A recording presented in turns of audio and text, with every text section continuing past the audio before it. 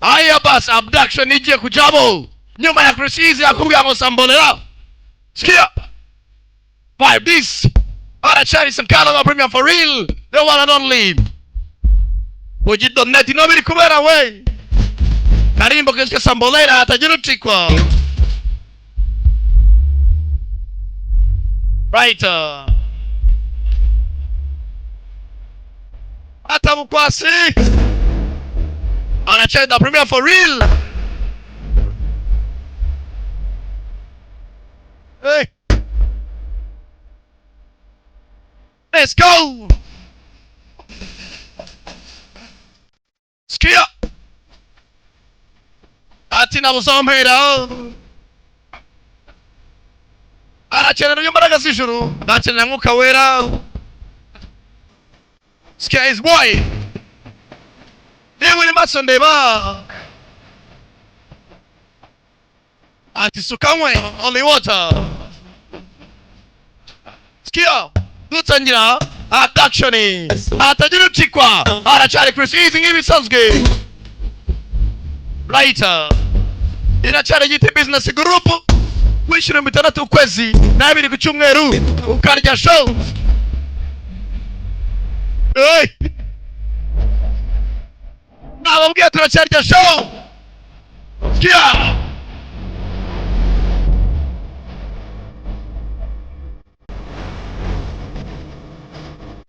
akusubiri. Hey, nababwiye turacharya show. Okay, Skia Sagati. Hey, okay.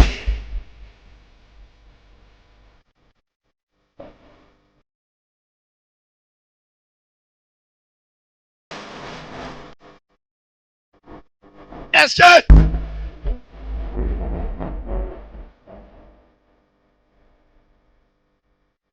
These are the songs they call Njanamunus. Isn't it another Njanamunu way? Njanamunus.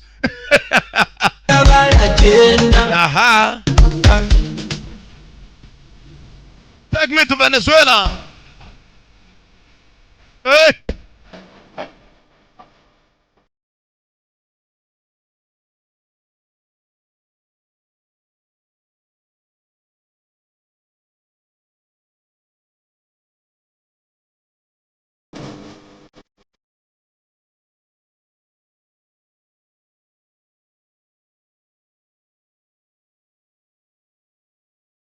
Abduction igiye kujamo atajirutikwa bameze mibutako ku Giti.net no kwishyura 6,000 ukwezi na 2 icyumweru ubundi ukarya show nabawe domisi nari nayo kwarika. Hey, wanafanya filme nka Tekeni udatikwa abduction atajirutikwa cyangwa wanafanya filme nka Ready Retired Extremely Dangerous. Don't miss this. The premier Kunebe for real. Right.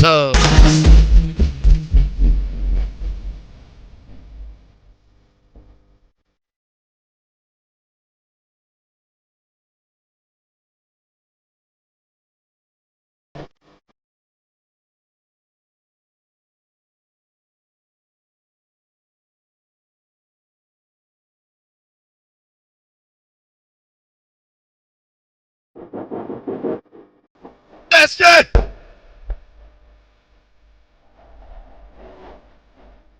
Izi ngoma muzazumva ni mutanazumva tubacurangire mu matwi tunabakomange urumva bakomangire.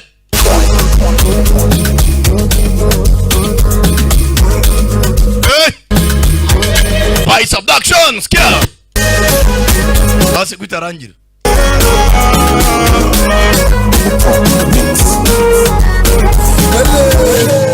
Niyo mwakumva ingoma gusa mukajyaniraho Skia we. Smartphone yawe yaraguhenze none ngwishyize mu maboko atabyigiye ngo bayigukorere. Oya yishira abatekinisiye b'umwuga ba Isatech iherereye mu mujyi kwa Makuza ahateganye n'umusigiti bayigukorere kinyamwuga. Muri Isatech bakora telefoni z'ubwoko bwose muri serivisi zikurikira: gukora cyangwa gusimbura bateri, gusimbura screen yangiritse, gukora cyangwa gusimbura aho ucomeka sharijeri kuri telefone charging port, gukora kamera itagikora neza cyangwa kuyisimbura. Tunagufitiye abatekinisiye bakora za projecteri, kandi uzadusangana accessoires za telefone nka covers, chargers, screen protectors, camera protectors. Sanga Isatech ku mbuga nkoranyambaga za Instagram, TikTok na Facebook. Wanaduhamagara kuri 0785 104 091. Waba ushaka kubyaza umusaruro imbuga nkoranyambaga zawe, waba ufite YouTube channel ushaka kongera aba subscribers na views bitakugoye, waba ushaka kongera aba followers bawe kuri Instagram na TikTok, like, comment ku mbuga nkoranyambaga zose, byarakemutse. Jya ku rubuga www.twika.smm.com aho bagufitiye uburyo bwo kubona aba subscribers n'aba followers banyabo kuri izo mbuga zose mu buryo bworoshye cyane bitakugoye, maze nawe ugatangira kwinjirizwa n'imbuga nkoranyambaga nk'abandi bose. Kubijyanye n'ibiciroho ni nk'aho ari ubuntu, wigira ikibazo, kandi aba followers n'aba subscribers aba ari abanyabo. Byumvikane ko ibyo uzajya ukora byose bazajya babikurikirana umunsi ku wundi. Ubu buryo burizewe cyane kandi burakora neza ku bantu bose bari mu Rwanda 100%, aho ushobora no kwishyura ukoresheje mobile money cyangwa cryptocurrency. Twigisha kandi tugatanga ubujyanama ku bijyanye no kubyaza umusaruro internet n'imbuga nkoranyambaga, gukora monetization kuri YouTube, Instagram, Facebook n'ahandi. Ku bindi bisobanuro mwabariza kuri nimero muri kureba kuri screen yanyu nona. Banyarwandakazi, ku munsi wa none yababoneye igisubizo. Ese waba ukeneye umuntu wagukorera ibikoresho byo mu nzu, harimo nka TV stand, ibikoni byo mu nzu bigezweho, amagarderobe, imiryango igezweho, utubati, yewe si ibyo gusa, yubaka n'ama office, akanubaka n'amafarumasi ndetse n'ibindi byinshi bitandukanye. Uwo nta wundi ni Cedric Furniture. Umushaka wamusanga hano mu Gakinjiro ka Gisozi muri Adarwa. Ku bindi bisobanuro wahamagara nimero uri kubona kuri ekran yawe, cyangwa se ukadukurikirana kuri Instagram kuri Cedric Furniture and Interior Design. Abayumva bonye igaragaza abana bagiye babura. And if you recognize the person, you hano your website by posting abana babuze amaherere yabo iki niki, hanyuma we wagira umuntu umenya cyangwa ukamenya aho imiryango yiri, ukaba babwira uti uyu mwana mwatoraguye famiye ye ngiyi ngiyi. can click on their childhood pics. Hano kereka ku ifoto y'umwana waba umuzi, ukabubwira aba website aho iki, aho umuryango uri bakazabahuza. Check out this guy. Jason's Bagenda bareba utwana. needs. It's all just a mistake. Wasanga ibintu twijiyemo yari n'amakosa. Well, you could be adopted. Wasanga mbana na kwa adoption bari atari ababyeyi bawe. You know, dropped on a doorstep. You never know. Wana wamenya wasanga atari bo bana kubyaye. If I were adopted, Nansi niba baranya adoption. why would my picture end up on a missing persons website? Nigute byaranyanditse ifoto yanjye bashyize kuri website y'abana babuze. Well, a better question would Ni be, ikibazo cyiza. if this is for real, then who are those people living in your house? Cyakaba ari ikibazo cyiza ubaye umuntu kubaza bari abantu mubana ni bantu nyabaki. We're going to be out there. We're going to die. He's going to want to die with us, okay? Ngo nyiruruinde ndabye banye banyifotorezaga ko kaje gashoboka. Enough to make me want to vomit. And you Ariko sinibaza impamvu reba nk'iyi foto hano hari umuntu arwagaze iruhande. Yumva ndakubwe Eric Tech yaje nk'igisubizo ku banyarwanda. Nari mfite ibibazo by'ibikoresho byanjye by'ikoranabuhanga. Tayari. Byari byarananiye pe. Ariko aho nagereye kwa Eric Tech ibikoresho byanjye byose by'ikoranabuhanga karakemutse. Eric Tech. Ubu ndishimye ni wabyumva.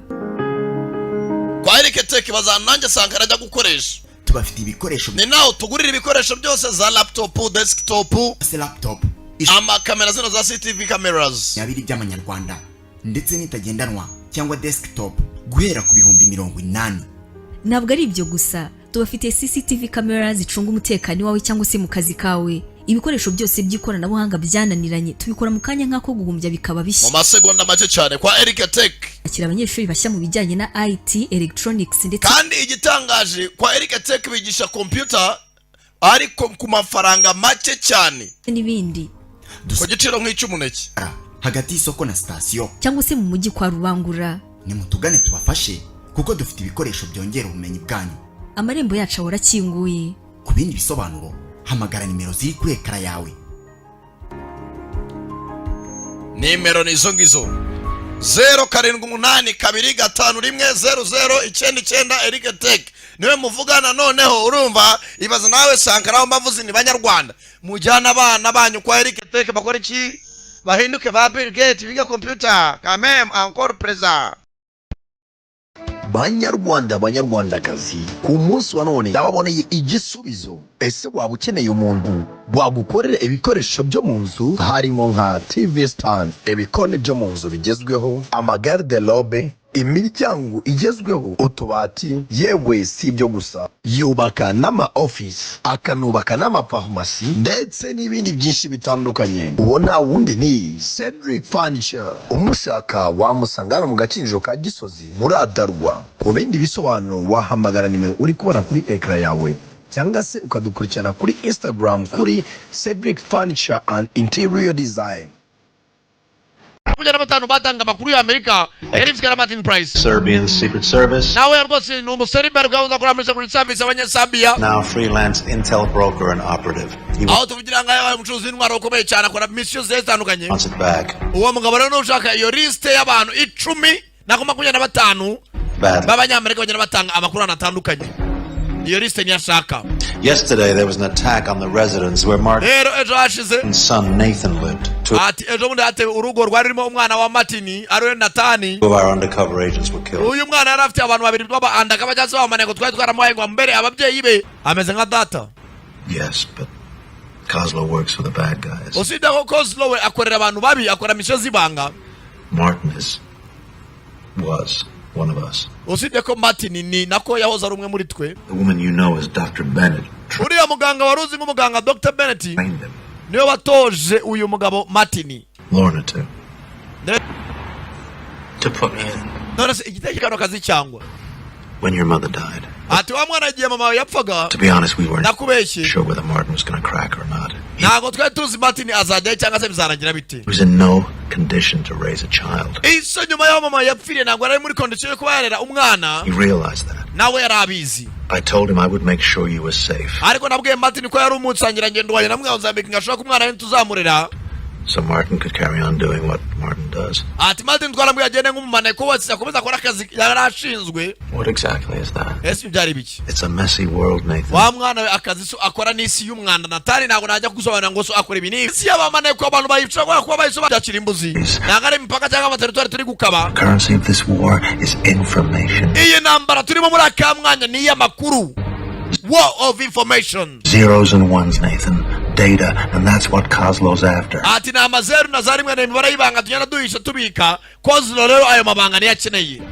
What does Kozlo want from me? None se Kozlo njyana nshaka iki? Martin recently stole something very valuable from Kozlo, and he wants it back. Iso yibye amabanga akomeye kuri ava yakuye kuri Kozlo. Kozlo ayo mabanga niyo akeneye.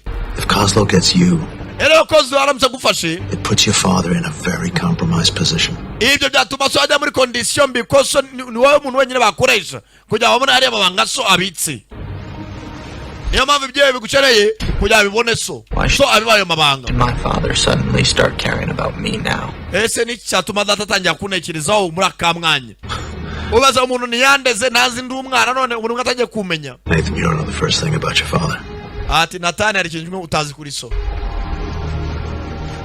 I know he scares the shit out of you. Nabizi ko data ashobora kuba gutera ubwo bariye mpamvu uri hano.